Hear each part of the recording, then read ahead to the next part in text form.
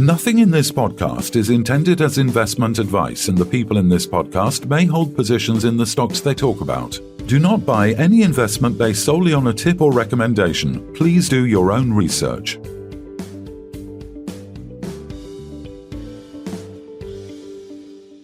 Hello and welcome to the Sunday Roast. It's Sunday the 21st of May. The days are getting longer and it looks like the start of summer is finally here. We've had Sweden win the Eurovision again and Loreen a second time, making her the second person to win it twice. What else has gone on this week? Harry harangued in New York, Kev. What do you make of that on the headlines? What a load of crap.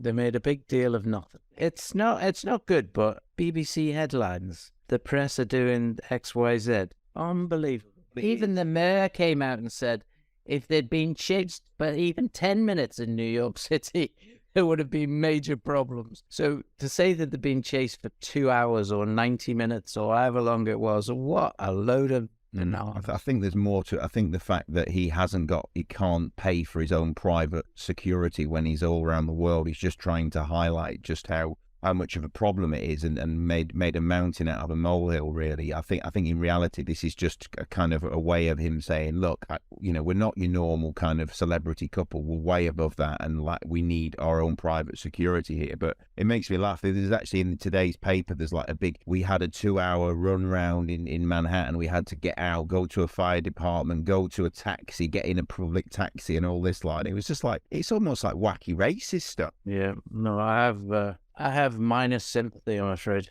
Yeah. So maybe that's wrong, but yeah. Yeah. Big news this week. He's made his bed, let him lie in it. Yeah. Big news this week, and it's a bit of an EU Brexit flex for sure. The UK ministers are pushing the EU to postpone post-Brexit trade rules, fearing they could disrupt plans to manufacture EV in the UK and jeopardise thousands of jobs. Stellantis, the parent company of Vauxhall, warned it couldn't keep its commitment to produce EVs in the UK due to upcoming EU-wide rules of origin, resulting in prohibitive tariff on exports. Stellantis has urged modification to the Brexit trade or the TCA to delay these rules. So basically, under the TCA, from next year, 45% of an electric car's value should originate in the EU or UK to qualify for trade without tariffs, with higher requirements for batteries. Without meeting the requirements, cars manufactured in the UK would face a 10% tariff, making domestic production and exports uncompetitive with cars built within the EU or countries such as Japan and South Korea. I mean, what did you make of this news? Not surprised. Brexit was just a complete disaster, and now we're just seeing the disasters come in one after the other. I think the EU puts itself in a difficult position because I think the EU is going to be in the same boat. So a lot of car manufacturing is not going to take place in the EU. So I think they're going to have to probably step back. But yeah, it's bananas again. The whole thing's crazy. There was no such thing as a clean break or a clean divorce, obviously, in terms of this. And this just proves it even more, and it won't be the last thing. Yeah. I mean, there was some news late Friday that broke that Jeremy Hunt, the Chancellor, hinted at a possible deal between the UK government and Tata Jaguar Land Rover, JLR, for a new gigafactory in Somerset. Obviously, he was trying to keep, because they were talking about moving to Spain. It's still pending between the UK and Spain for the factory's location, but obviously government insiders are hopeful about JLR choosing Somerset, which I think would be an absolute game changer, because once we need to protect our car manufacturing industry for sure, don't we? Because it's been decimated in the last sort of 20 years. No, we need to make things. Yeah. The world in perpetuity needs to make things. We basically shifted making things off to the Far East, China and the rest of the Far East and Eastern Europe. And we don't make anything anymore. And neither does the US, and most of Europe doesn't make much stuff either. So if you don't have things, then you're in a bit of a problem, aren't you? Well, it's GDP, isn't it, at the end of the day? I mean, I think car manufacturing is only something like 5 to 6% of our total GDP, so where it used to be in the region of 20 to 25%, so it's been absolutely hammered. Yeah, that has been out, but that's labour costs ultimately. If you got cheaper labour costs in the rest of the world, then that is going to happen. So do you think that's going to benefit companies like, ALK and TM1 in the sense that, the government have now recognised that they need to start building more gigafactories in the UK? Otherwise, they're going to get penalised and manufacturing is going to move elsewhere. So how can we do it? why don't they have the foresight to say, right, we're going to build this? Yes, they've already announced one up in the Tyneside, and obviously we want to just get as many as possible, right? And I think they need something like 60 gigafactories by the end of 2029 to satisfy this. The full manufacturers going up. Quite a lot of manufacturers have announced by 2030 they're going to have a complete EV fleet. I think the governments in most countries are just not smart enough, to be honest. They take too long and don't make these decisions quick enough when we have to make business decisions pretty quickly normally. So especially when these things take a number of years to put into place. To answer your question, ALK effectively is going to be the supplier of the gigafactories, isn't it? With the lithium hydroxide, I think it is, or lithium something or other. And TM1 is effectively going to be the way of keeping the black mass and the renewables in this country by having the TM1 basically to bring the batteries back and bring the black mass back. You're going to be having a closed economy then, aren't you, in the UK, in terms of being able to keep that lithium and precious metals within the UK to then feed the next generation of cars or batteries or whatever else. I think TM1 has a business no matter what the government decides from this point on. Yeah. I think ALK or Alchemy is still in the drawing board because they don't have the cash to do the things. Yeah. Whereas TM1 is just further down the line in that situation. So, if I was a betting man in terms of share performance, TM1 could easily do much better just simply because it's ready to go. It's ready to rock and roll. Some may argue differently, but I think that is the truth. They're going to be revenue generated within a few weeks. Yeah. And next week we're going to go and visit the site again, I think, along with a few other things that we're doing. So yeah, it's interesting times, but really the government's got to pull its finger out, hasn't it? Yeah. It's the same with the precious metals of whatever description you want to call, or critical metals as they're calling them. The UK government has got to understand that there are many UK listed companies that are going all over the world to try and get these resources. And they could basically ring fence those resources for themselves and help those companies. Yeah. To get copper, to get nickel, to get lithium. I mean, TM1's a perfect example. I think it's either about to start or has started the drilling in Ireland for lithium, through TM1, and they had big clumps of spodumite or whatever. Yeah. I mean, unless their mates are involved or their mates are running a company, it seems they're not interested, a lot of these MPs, unless they're giving their mates backhanders. That's how it feels a lot of the time. So I don't know. It's a difficult one. I just wish they had the foresight rather than waiting until it's too late and having to outsource it from someone else and import it. Why don't they have this foresight to sit down and go, what are we going to need in the next 5 to 10 years or even shorter term? Build these gigafactories. As you say, start investing in these companies that have got the tin, got the tungsten, got all these important metals that we're going to need for the future of the world and to decarbonize and for greenification, and actually start doing something unhindered. Yeah. Absolutely. But interestingly enough, I think what they're trying to do is continually protect their backsides. And that leads me on to risk management, which they're very much into. Yeah, I was actually going to talk about one other thing. It's a good segue that into another piece as well. This security experts warning of a potential quantum apocalypse where an advanced quantum computer could hack into any online device or server within minutes, exposing personal critical infrastructures.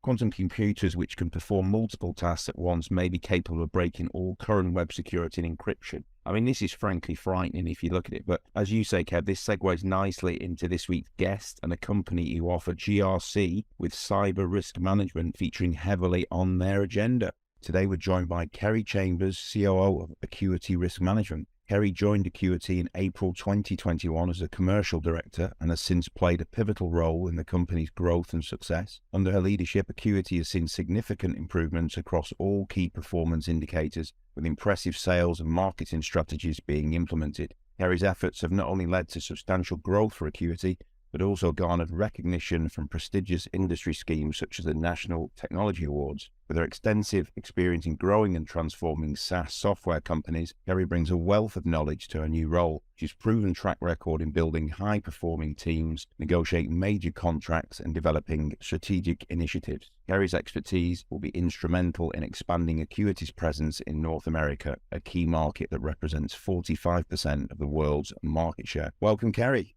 Morning.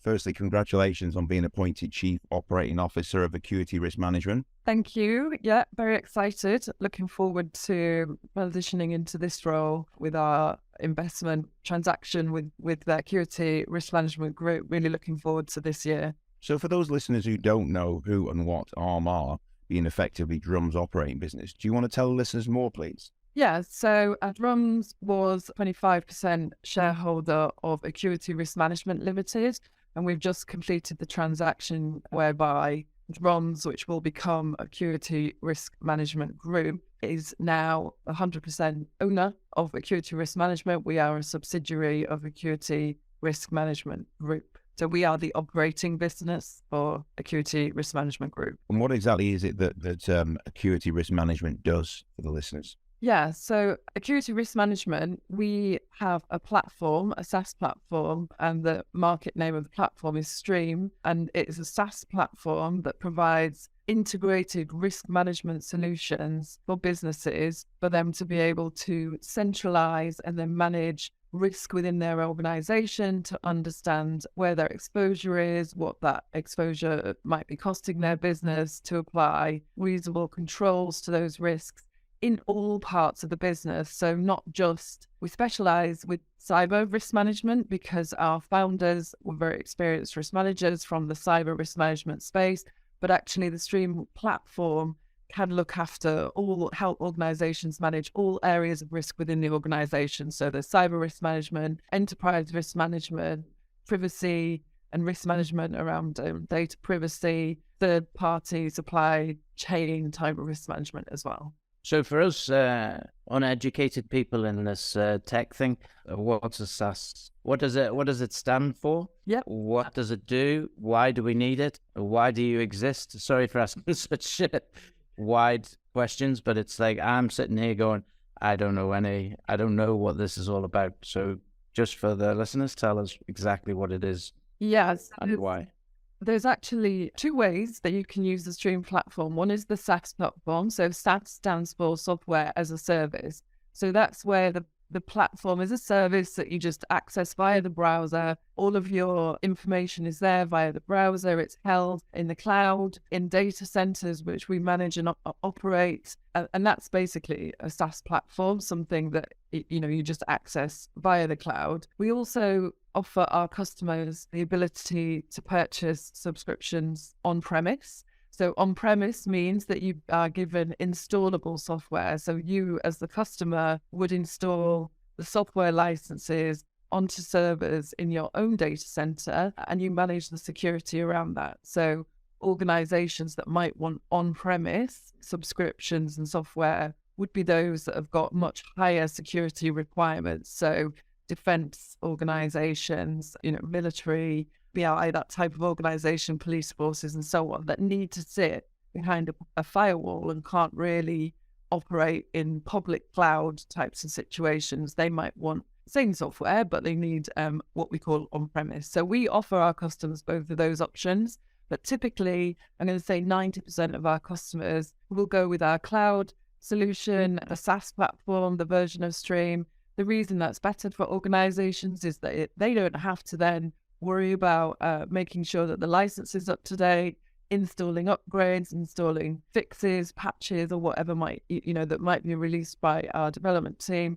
SaaS services are, completely on the latest version of the software all the time, and we manage the delivery and the uptime of that service for our customers. Okay, so this is software as a service instead of buying the software. Like I would have bought Microsoft whatever or whatever program and installed it on my computer and then used it. Now I'm basically buying the service. I'm not owning the software myself, and this is the process that the companies are going through. Yeah, 100%. So yes, years ago you would have bought, your licenses with license keys for Microsoft Word or whatever that might, whichever product you'd bought, and you would install that onto your device and you would have a license for a certain amount of time. In the world of technology now, most organizations will operate with a cloud service. So now Microsoft would sell you access to Office 365 and you pay them a subscription annually, and you log in with your credentials and you have access to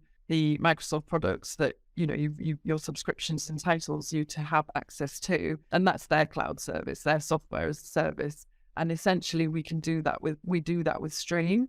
But for customers that are not able to use that cloud service, we offer the installable software that you talked about.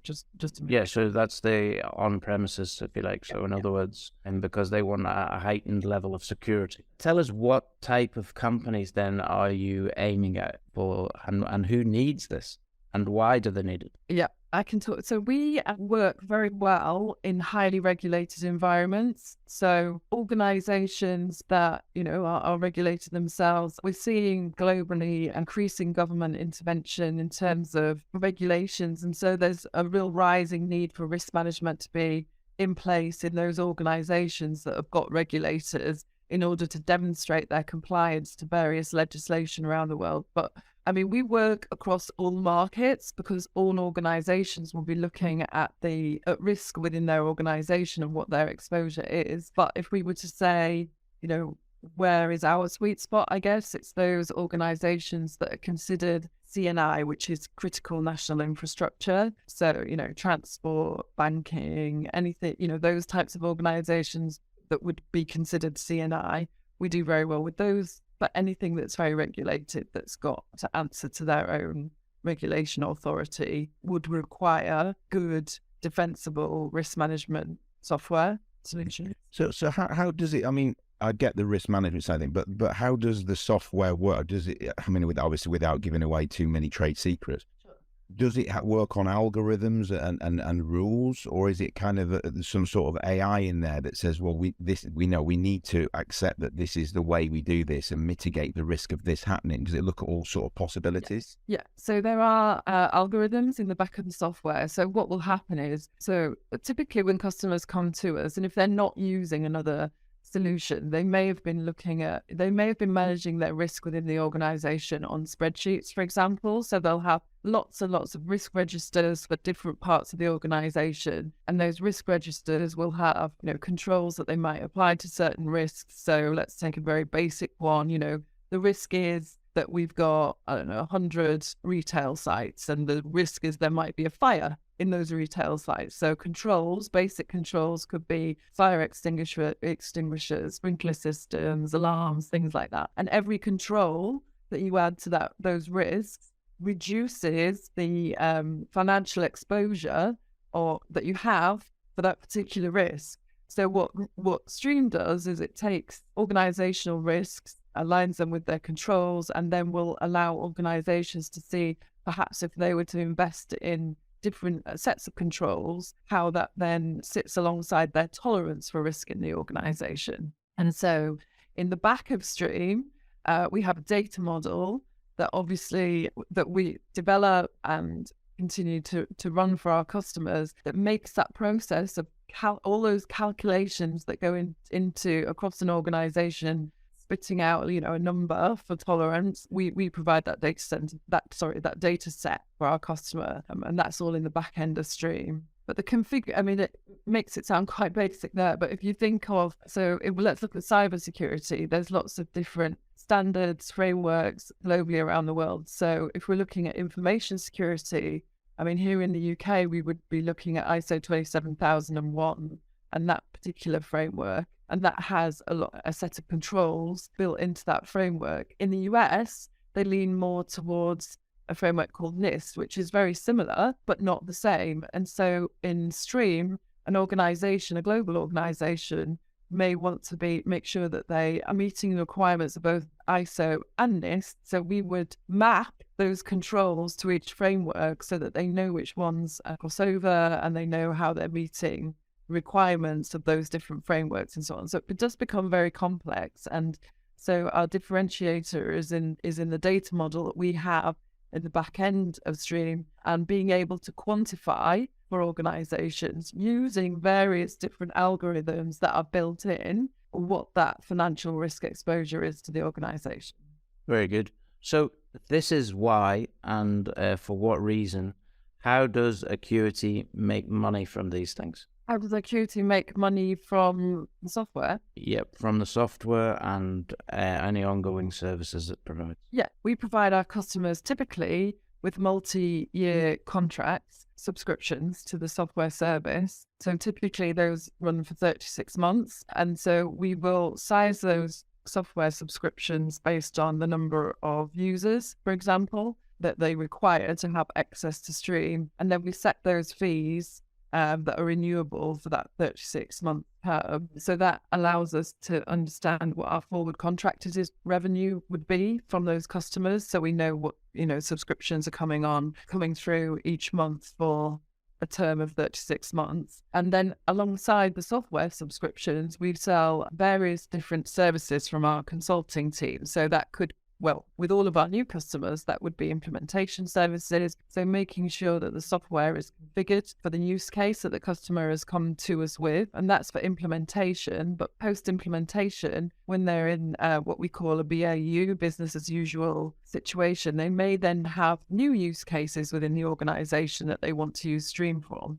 So if their initial use case had been managing IT security, but their vendor management team wants to join, their risk registers and controls and things will be slightly different. So we would configure Stream for that. So we can have additional services through the life of the contract. We also offer services for people to make sure that their risk management practices are where they want them to be within the organization, that they're using Stream. So if they've been a customer of ours for, say, 10 years, risk management processes maybe have changed. So we can offer 2 and 3 day consulting services for us to go in and have a look at how their documentation is set up within Stream and within their organization, make recommendations for additional services that we can add on to that. Then we've got training services for new users, for risk management and so on, that we can add on through the life of the contract. So from the perspective of what you've seen over the last period of time since you joined Acuity, have you seen an uptick in number of customers and also the amount of money spent per customer? Sure, we have done. So when I joined Acuity, I was focusing on the way that our commercial teams were set up internally. So when I joined Acuity, for example, our marketing was outsourced. We had an agency that was running our marketing. So we looked at the marketing strategy and brought that back in-house, started to look at so that we had some KPIs and metrics from our campaigns, for example, and where our customers were coming from.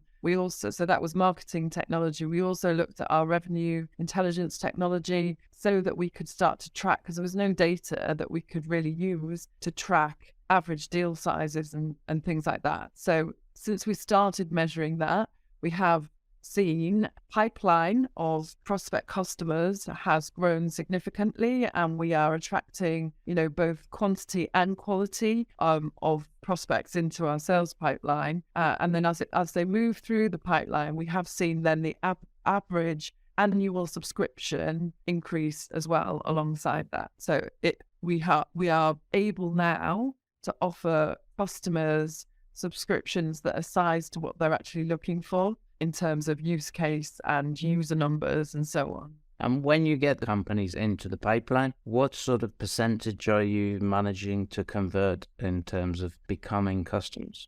Yeah, so once they're in, so there's various conversion rates that we track through from them not knowing about Acuity right through to them becoming a customer. But in answering your question, once they're in the pipeline, we're converting 80% of the customers that have made it to our business development managers. 80% of those were close to become customers. Wow, that's very good. No, this has got to be a extremely positive view.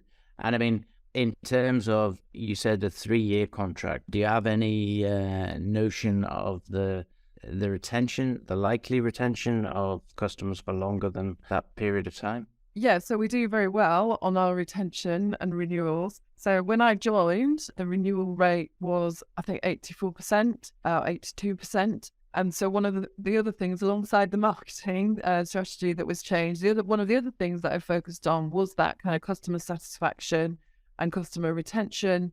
So we made some changes internally so that we call them client partners, but essentially our account management team was focused purely on making sure our customers were using the software, they were seeing value from the software. And so our renewal rate has now gone up to 96%. So it was 82% when I joined. At the end of this financial year, it was 96%. NRR, which is looking at obviously retention and renewal and upsell, is at 126%. So quite above market expectations. Very good. So that means as they're renewing, they're increasing what they're spending as well? Yeah, so they're during the life of the contract, they're renewing, but yes, they're increasing. So there's been upsells during that. It could be during the life of the contract or at the point of renewal. Or at the point of renewal again.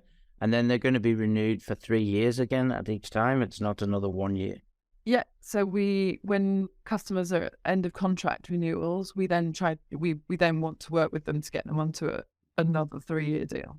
Yeah. So from a company point of view, that gives you great visibility for revenues for the future. Absolutely. So with the multi-year terms, we have a predictable we call it forward contracted revenue. So we know what to expect for a minimum of those 36 months. And so we are tracking that monthly number, and we internally are trying to, obviously by adding new customers to that or upselling into those existing customers, increase that monthly revenue rate, that we're aware of that and how that amortizes over the 3 years of each customer's contract. And the hope is to get what sort of annualized growth in terms of that revenue figure? Yeah, so this year we're targeting a 38% increase for revenue.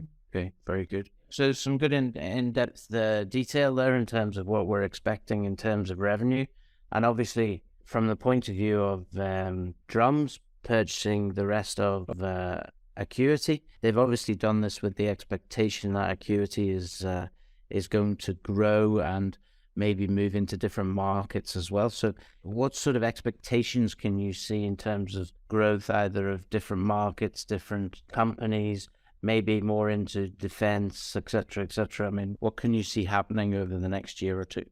So GRC, or the GRC market, which is the market that we're in, the governance, regulation and compliance, 45% of the global revenue for that market comes from the US. And when you look at Acuity's numbers, only 15% of our annual revenue comes from our US client base. So we've got lots of room for growth at the US market. And given that has 45% of the GRC market globally, we see huge amounts of opportunity in the US market. It's not the only place to grow, but that's where our focus will be for the next 12 to 18 months. And we're going to do that in 2 routes to market. So we're going to do that with a direct route to market using our own sales team, but we're working very hard on building our channel partner team. So we're expecting to see accelerated growth in the US by leveraging the new partnerships that we're setting up with organizations such as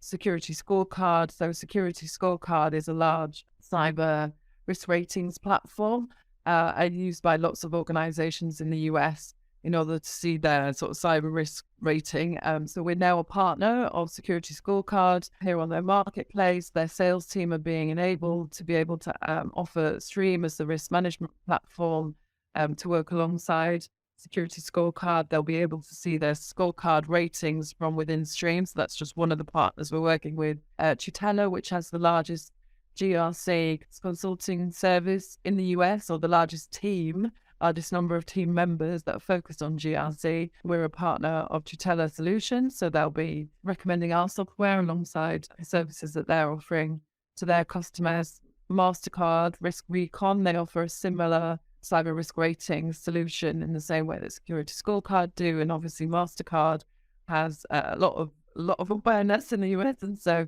they'll be their sales team will also be able to sell stream. And it's not just in the US. I mean, globally, we're expanding that partner network, but we're working with channel has a real multiplier effect on revenue because you're using their sales teams, you're using their marketing teams and so on to raise that awareness of your product and your organization. So really excited about that channel. Is the US pricing stronger than in other parts of the world?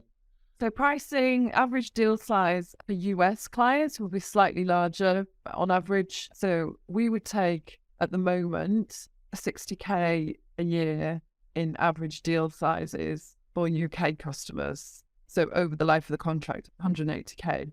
Whereas in the US, we're sort of expecting 80 to 90K. So they're slightly larger.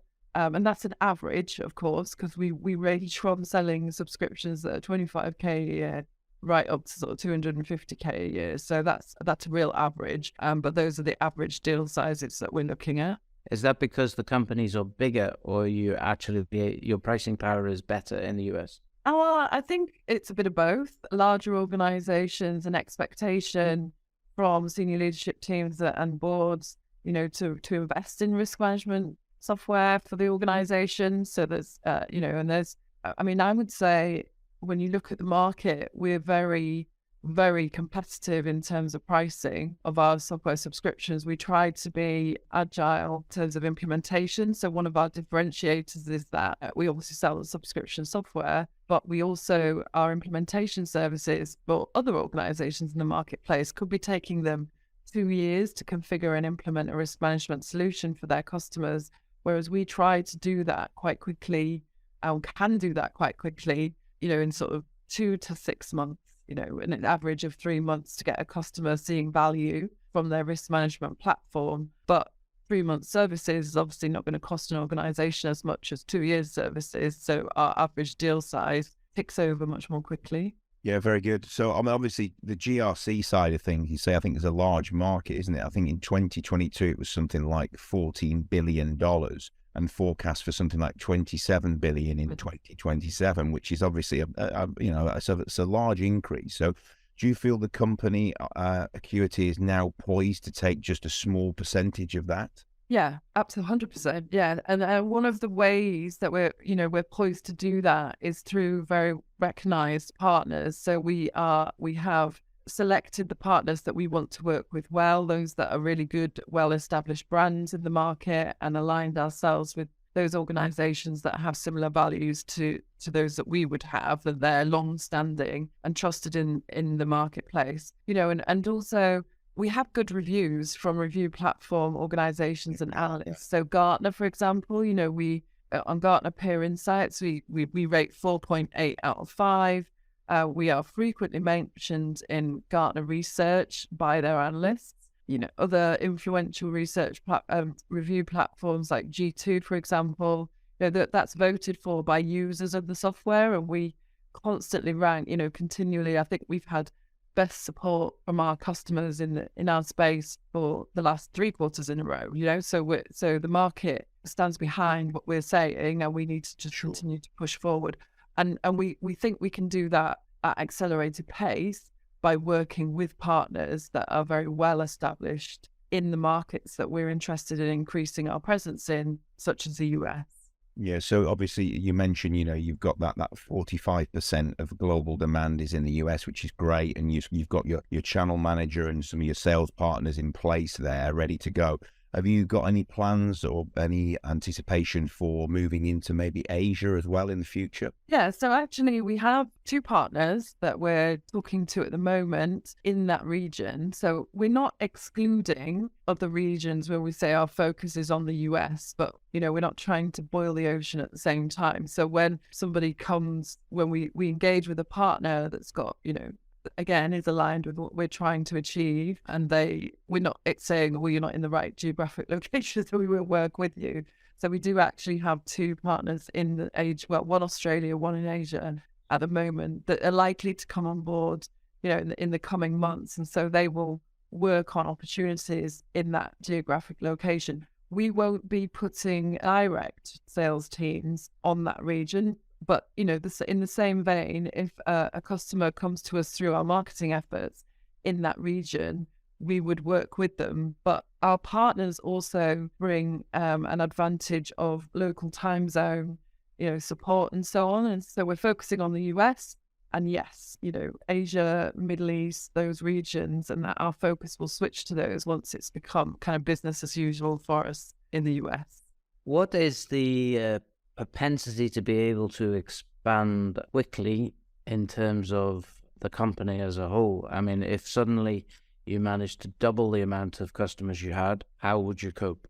So in our forecasting, I think we've planned very well in forecasting. So the plan has to be good. So we've given ourselves a budget target number, but also a stretch target number. And we do know, if things are going in the direction that we want them to go and things are accelerating at more pace, we have made a plan for the resources that we would need in order to deliver, the software and the service to the quality that we expect of ourselves. And so we think quite quickly, we can expand the team to be able to meet those demands. We have, long-standing relationships with selected recruitment organizations, for example, that knows the type of person that we would be looking to bring into the Acuity team. And so, we've planned that out. We've got a forecast for that, one that we can put into action if the plans are going in that direction. Over time.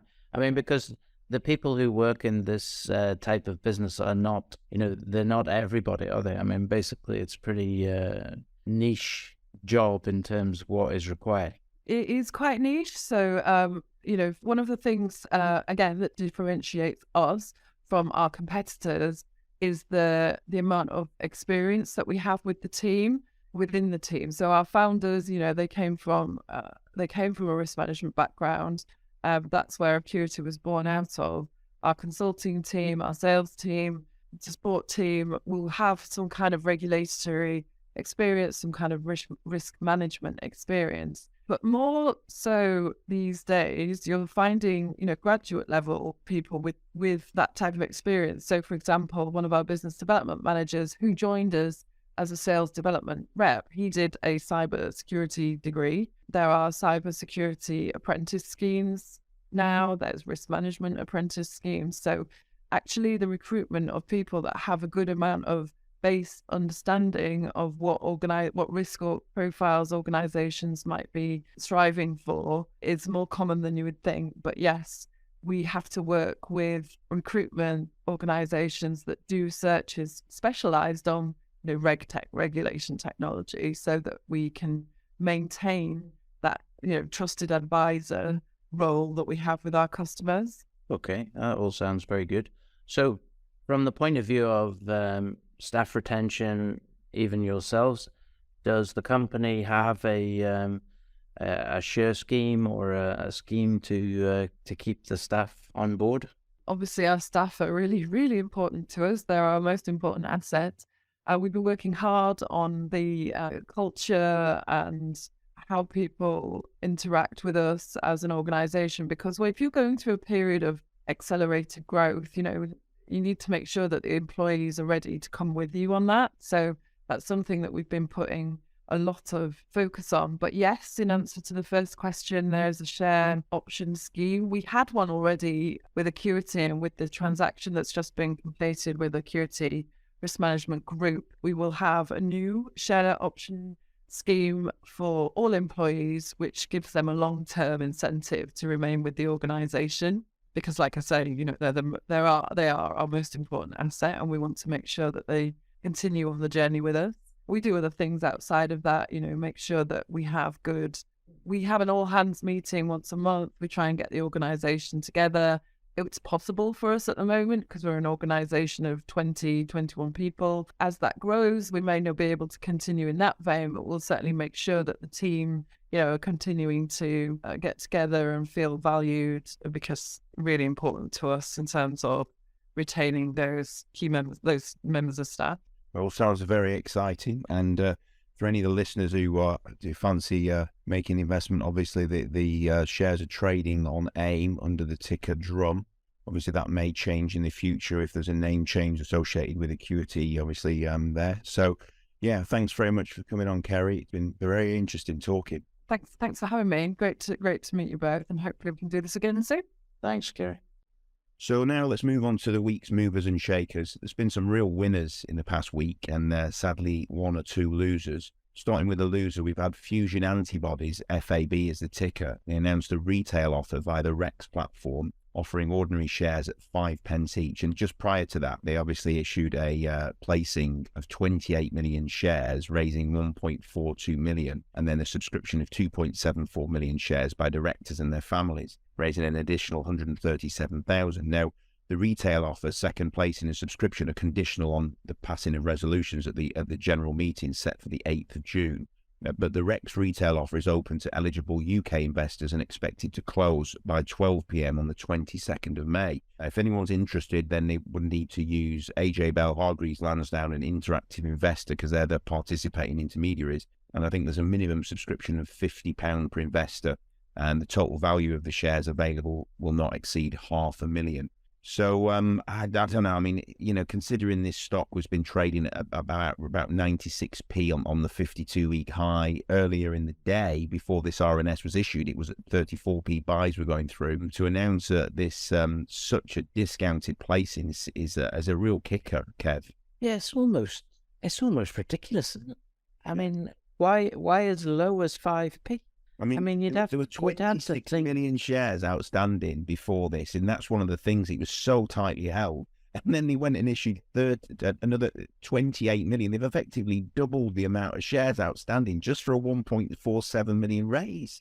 Yeah. No, I mean, the company effectively, they've raised pretty much what the company's worth. I mean, that, ultimately. Yeah, I mean, obviously they're saying the management got behind it, but the management just took 10% of the company with 137,000 quid. So, or not 10%, 5 or 6%. So, yeah, it's an absolute shocker. I feel for anybody who's invested. I mean, looking at the share chats on London Southeast, I'll quote somebody.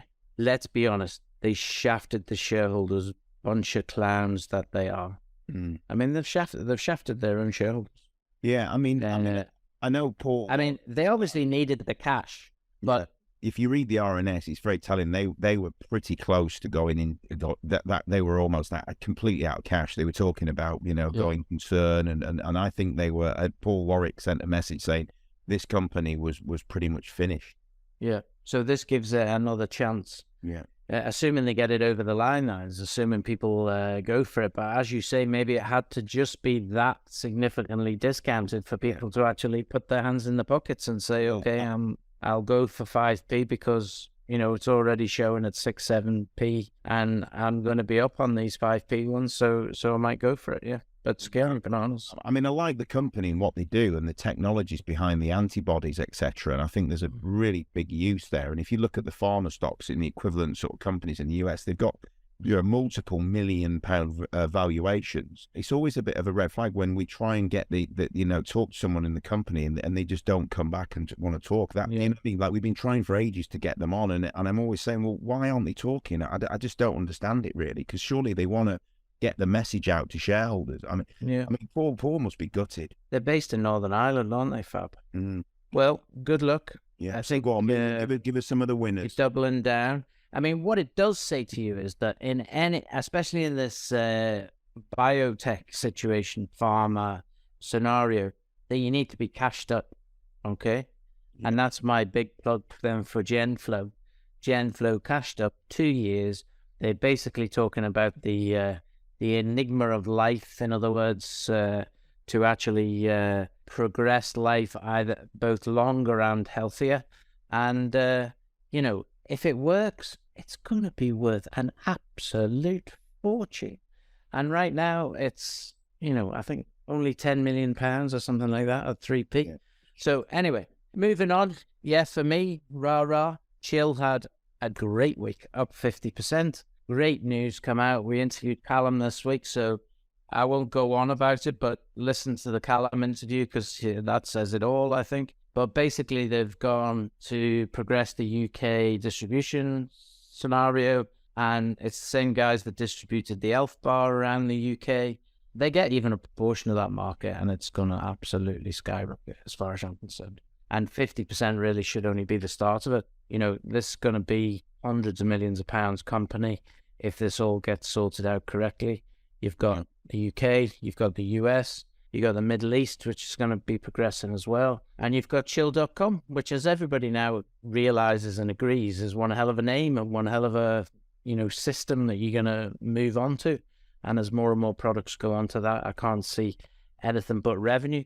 Maybe we won't see massive revenues in the next sort of 6 months, but I think going forward, this is going to be huge. I really do think it's going to be huge. Yeah, if we can get some really good distributors, and as announced this week with the vape company, and also get it out into different regions, then I think they've got a really good chance of getting some very good revenues coming in and profit as well, because you know, the EBITDA on that should be good. So yeah, it looks very exciting. Share price, as you say, has really reacted well from the sort of 4p mark in the last sort of, let's say, 3 weeks or a month up to the highs. I think it hit about 9.3, 9.4 on the Thursday session, and it's moved really well. So as you say, 58 or 48 to 50% up in the last week.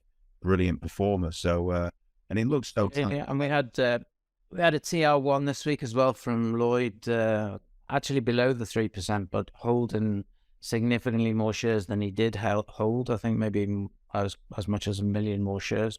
So he's on 8-point-something million. And I know for sure in the background there must have been several people building big positions. So yeah, let's see what's going to happen, because it's not going to take many more people to think I'm in this and try and build a position, and we're going to have another significant move upwards.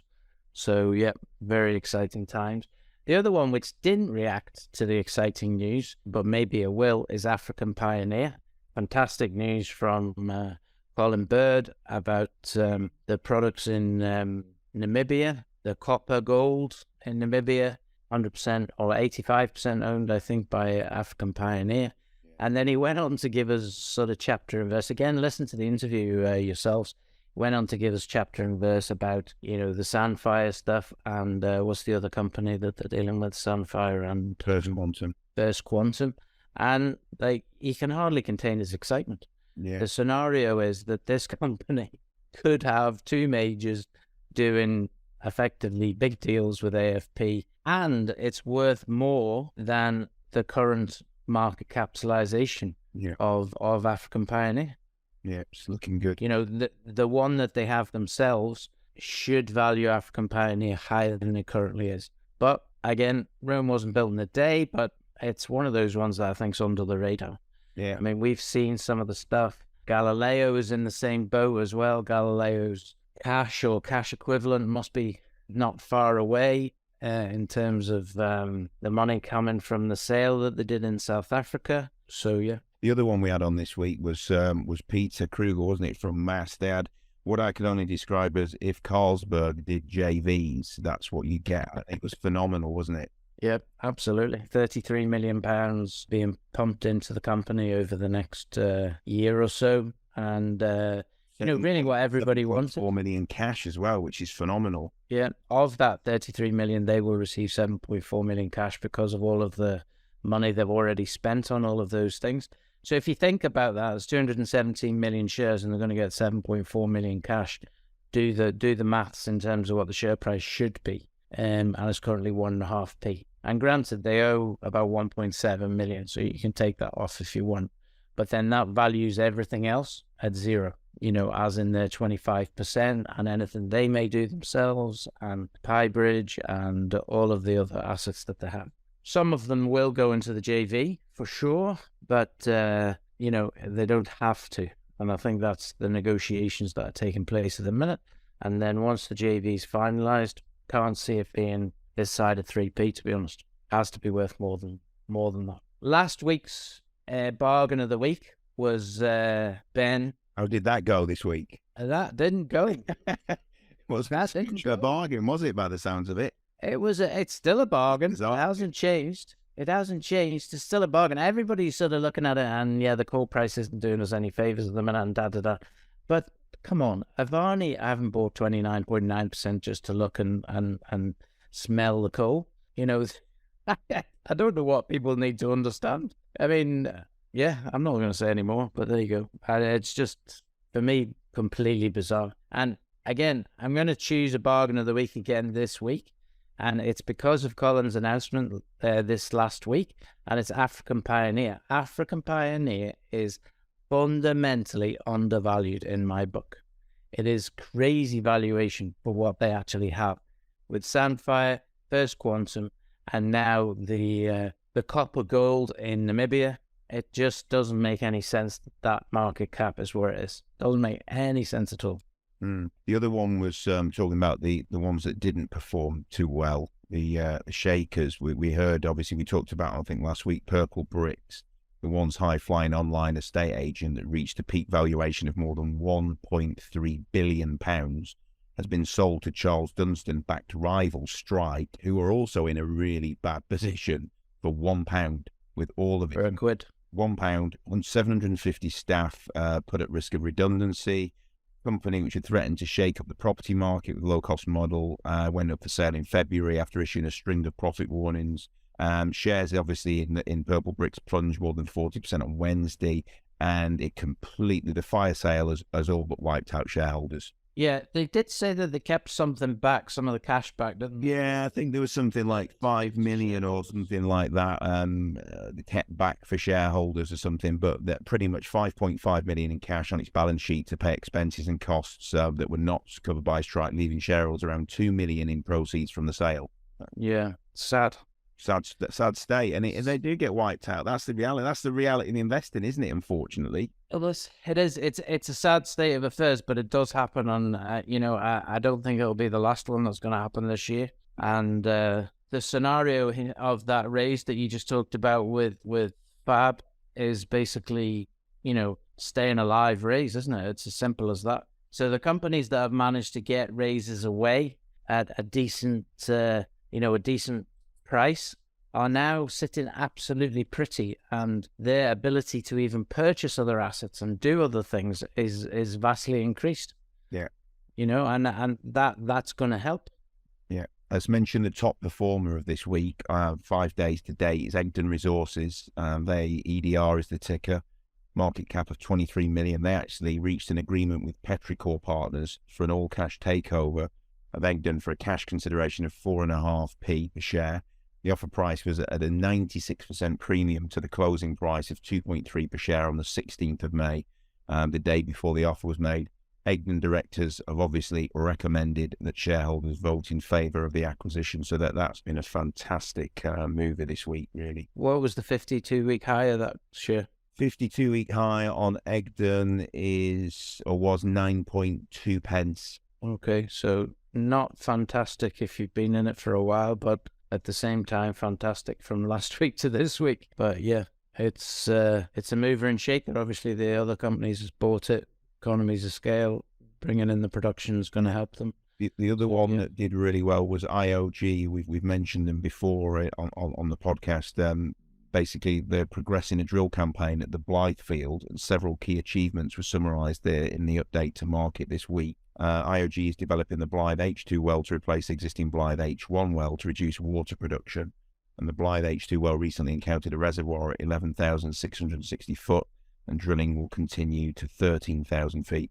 And IOG is going to expect first gas from the H2 well later this year. So that moved from sort of about 4.85p up to 7.5 pence. So good performer that, and it's good to see them finally getting those wells under control. Yeah, just a very, very quick update on our 12 stocks of 2023. We're currently 31% up in totality for the year. We've a couple of disappointing ones, and actually they would have been the two that I never would have guessed would have been disappointing. So that tells you why you need diversification in your portfolio.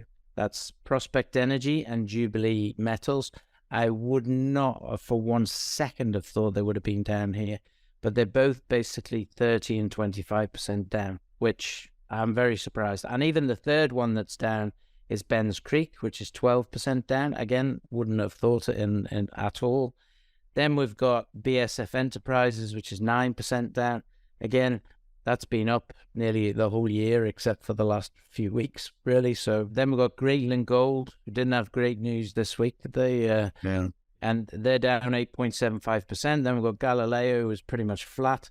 Contango Holdings, which is pretty much flat. We've got Sovereign Metals, which is flat. And then we've got 4 winners so far. Helium One up 23%, African Pioneer up 41%, Tech Minerals up 53%, and Chill Brands up 347%. 347. So 347% from 2p to finished at 8.95 on Friday. So if you'd invested 10 grand in each, that was what the principal was. You had 120 grand and you've now got 157. So if anybody's 30% up on their portfolio this year, you're beating what we're doing. But I think there's a lot of room for improvement in a lot of those stocks. And yeah, we're hoping they're going to continue. I think the only way that someone would beat that, the only way someone would beat that number is if they were just a one-hit wonder, a one-stock wonder, and they'd gone all in on one stock, and they'd seen a sort of 200, 300, 400% increase, you know what I mean, or something like that. Whereas if they've got quite a decent, diverse portfolio of between 5 and 10 stocks, it's hard to imagine many people, doing better than that in this current climate. If you'd put all your money or half your money in Chilled, then you definitely would be good. For sure. Absolutely. Such is life. Yeah. But we will do a more detailed thing of that at the end of June, which will be like the 6-month period. But just gives you an idea running. I mean, it's interesting because we were 30% up nearly, I think, after 6 weeks. Then we dipped way back down again, and we were only 10, 12% up. And then slowly but surely over the last while, we've gone again. And now we're 31% up. So, yep, let's see where we can get to by the end of the year. Let's hope it's higher than that. And you only need 1 or 2 more of those to go 5x, 10x, and you've done your quotas. You know what I mean? That's all you need, really. Completely change the portfolio. Yep. And the gold rings that we chose, the 5 gold rings, which we did say we thought were riskier bets. Effectively, we've got 2 that are up. Bonroy's up 17%, Blenco's up 23%, and the other 3, Extract's down 8%, East Star Resources is flat, and Alchemy Capital, worst performing, is 40% down. Yeah. So, again, we did say that there was a bit of risk involved. The whole portfolio is 1.63% down as it stands at the minute. But 2 weeks' time, that could be 30% up. That's the interesting thing because of the type of difference in those stocks that could happen. So anyway, just a quick overrun of that. So anything else on the agenda for the next week? Obviously, you're over. We're going to do the couple of visits to some clients. We're going to see a couple of clients this week, and we'll give update on that. I'm sure you'll hear the podcast and the relevant information will come out. Anything else looking forward to? Not really. I mean, I just think the market is breathing now, whereas it was dying before. It's starting to breathe. And as we get a few more successes, then more and more things will breathe, I think, because the money will hopefully turn around and go into other stuff as well. So all of this stuff is good moving forward. And I actually expect a good second half of this year, to be honest. I think we're going to see stuff move. Yeah, I'll leave you on this article. I was picked up the paper earlier on and I read this. It made me chuckle. Woman loses case after claiming XX in boss's email were kisses. An IT worker sued a boss for sexual harassment after he marked emails XX when he asking for more information, which she assumed were kisses. Karina Gasparova also told an employment tribunal at London's Central Court that when Alexander Goulandris renamed a work file with his initials AJG, she believed it was an abbreviation for a jumbo genital.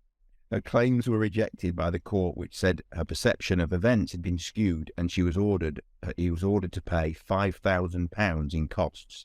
I mean, well, she thought it was a good job she didn't say ABJ, isn't it? It really would have been. I love the fact that she completely wasted the judge. The judge just went, "No, I'm sorry, you're paying £5,000." just threw it out. Brilliant. Well, you sent something. You sent something to me this week, and it had that. No, but you sent some picture to me in WhatsApp this week that was what was it? It said, "Is that life is short. Make sure you spend as much time as possible on the internet arguing with strangers." Brilliant, isn't it? Which we just thought, brilliant. Let's all do more of that. Let's not. Yeah. Yeah. Okay, so anyway. All right. Good. Well, Well, that's all.